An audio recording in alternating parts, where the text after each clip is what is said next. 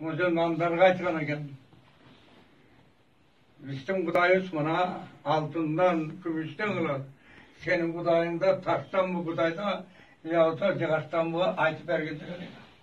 Şunda ey Muhammed kul ayt. Ama demek ki kul Allah. Ol Allah anda taştan emez, kumdan emez, altından emez. Bir balgan Allah. Allah-u Samad. Eş demege muhtası yok. Biz muhtaçlıyız kana. Kolga karmazak kolga muhtaçlıyız. Baktak mutka, gördük gözka. Allah andaydan yoktu aytın. Anladın. Lam yalit. Hiç kimde Allah tuğdurmadı. Olam yulat. Hiç kimden Allah tuğulup gelgen yok. Eğer Allah'dan tuğuladır olmasa, tuğadır olmasa, Allah'a okşağında olup durup, anda Allah